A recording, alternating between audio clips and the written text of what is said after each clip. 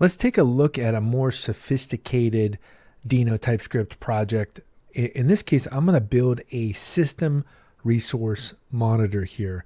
And if we take a look at the overview of what this project looks like in the README here, we can actually take a look at all the different things that we can do. So first up here, we would use the system API capabilities for reading proc. We could look at real-time data collection and analysis, actually have colors.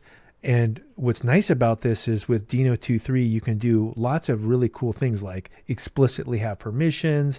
You can actually do a single snapshot. For this case, I could say, hey, Deno run current resources. I could do continuous monitoring, like if I want to have my own version of, let's say, like a top.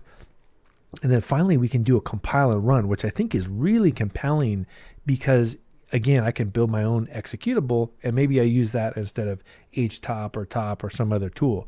So let's look at the basic structure here. First up here, we have a mod, and this mod is essentially the entry point where we have everything inside of our application. We have this main here, and we see all the help menu that tells us everything that we're doing inside of our application. And there's some basic boilerplate. So again, the entry point for our CLI. The deps is kind of a cool concept where we have all our dependencies in deps.ts, and you can see here pretty clear to understand what's actually happening. Now we can look at tests as well. So I have tests here for mod tests. I have unit tests as well. And then inside the library, this is where I have all of the core code. So we have the monitor code here, right, that goes through and builds out the monitoring stuff. We have the critical path here that does, warnings, etc., alerting. And then we have our CLI where we have all the logic for our CLI inside of here. So not a lot of code to build something like this. And then the orchestration occurs via the makefile. So in this case, we have, again, the structure that I like, which is I have a help menu, format, lint, check, test, compile, etc. So let's go ahead and cd into this.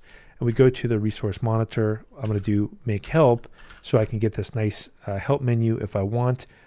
If I want to build that, that would be a great capability.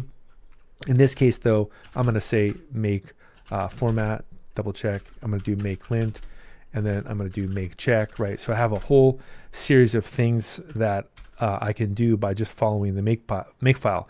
In the case of make test, I can see I'm using the coverage as well. So in this case, look, I get a nice coverage report already built in, which is pretty cool that you get all that stuff. And then if I do make compile, I think this is one of the killer features of this is that, boom, we compile this into executable, and now it shows up into the dist menu. So from here, look at this, I can just go .dist. We can do system resource monitor, go ahead and do watch. And in this case, we know that we need to do compile allow all so that we have a missing flag here that we need to fix. So pretty easy to fix. How do we do that? Let's just go through here. Let's go to compile, and we can see in this case, we just need to change this to allow all. Let's go ahead and recompile it. There we go. And actually that shows the power of using something like this, is that you explicitly have to say what it is you're doing. And here we go. We got a real-time resource monitor, and it was built with the dependencies already included. This is something I could distribute to another machine on my ecosystem. We got a nice resource generator here, memory, disk. We also have the ability to look at the top processes.